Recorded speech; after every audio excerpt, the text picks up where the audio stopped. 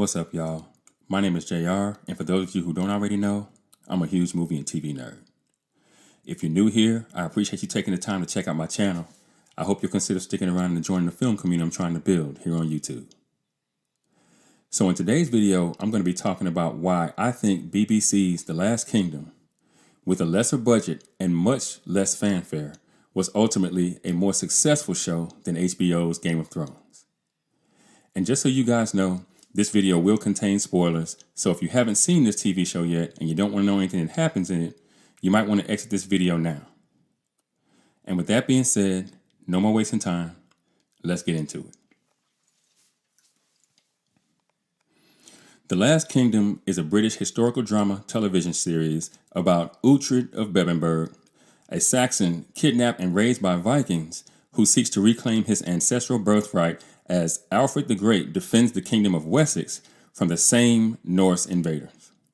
The series is based on Bernard Cornwell's The Saxon Stories series of novels and was developed for television by Stephen Butchert and stars Alexander Draymond as Uhtred Ragnarsson, also known as Uhtred, son of Uhtred, rightful heir to Bebbanburg and Lord of Northumbria.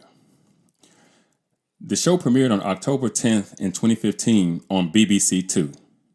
And then Netflix came aboard to co-produce the second season, and in 2018, the series was acquired by Netflix, which continued the series for 3 more seasons.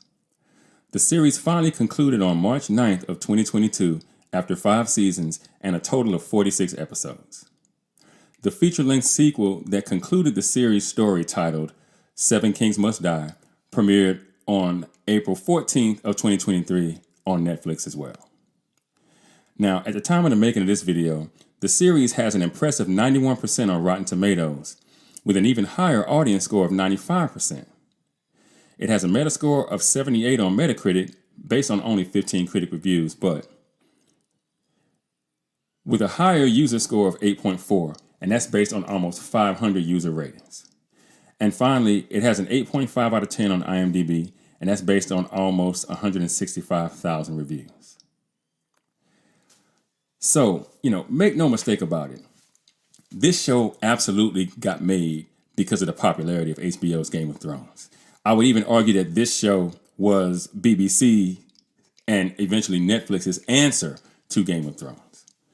I could even make the argument that Alexander Draymond's Uhtred, son of Uhtred, looks a lot like Kit Harington's Jon Snow, something that I'm sure was no accident. But BBC's investment in season 1 of The Last Kingdom was approximately £10 million from what I could find out.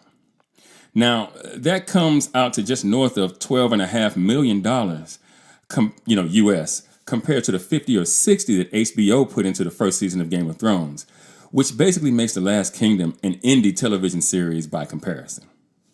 Now, despite that fact, The Last Kingdom managed a higher tomato score than Game of Thrones did, and I believe the only reason it didn't also best the HBO behemoth on Metacritic and IMDb is because it simply could not match the spectacle that was GOT, due to the more grand supernatural element present in George R.R. Martin's fantasy drama, as well as the stark difference in the two shows' budgets.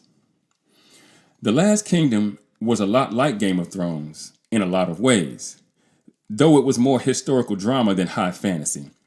But The Last Kingdom managed to do something that Game of Thrones was unable to. The story of Uhtred of Bebbanburg was a fairly coherent tale from start to finish.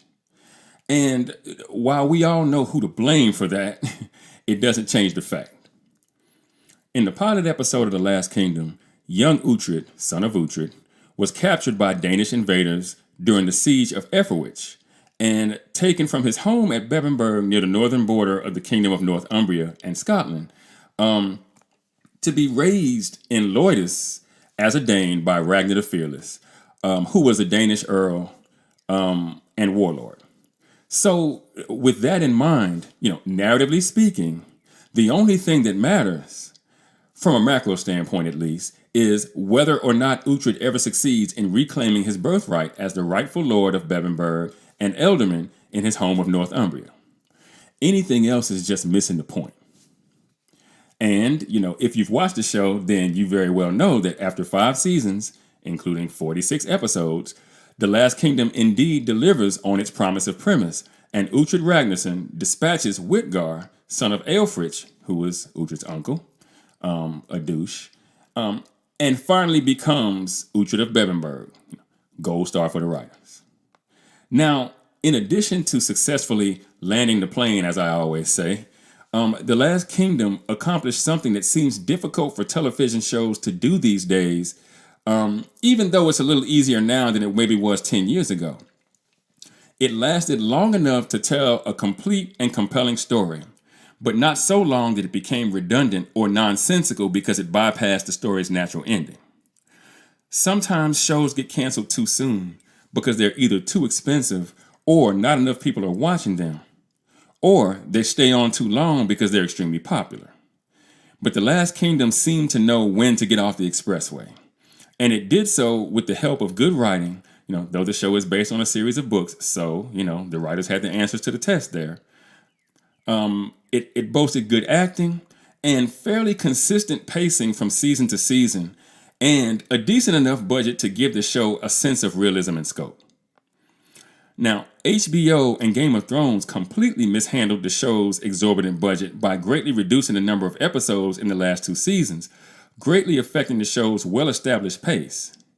Dan and Dave made huge plot mistakes, especially in the show's final season, mistakes that sent the story reeling right up until the controversial series finale, where the writers completely undermined the very idea of how the story began in the first place, though the beginning of the story is only mentioned and we don't actually see it on screen.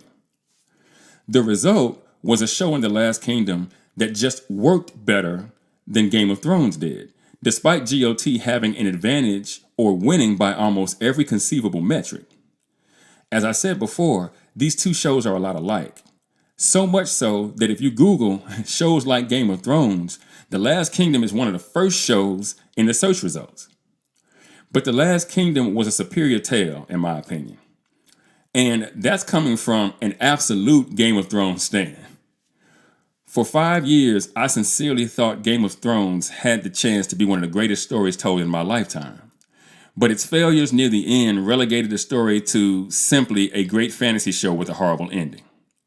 A show that may even be usurped by its spin-off, something that is typically unheard of. Meanwhile, The Last Kingdom starts strong, applies pressure throughout, and manages to stick the landing, a feat that maybe only 1 in 10 shows can rightly claim. But what do you guys think? Have you seen The Last Kingdom yet? If you have, did you think it was better than Game of Thrones? Let me know in the comments. And for those of you who might be new to the channel, be sure to like and share this video. If you really like the content, be sure to subscribe and hit that notification bell. That way you'll be notified whenever I drop a new video.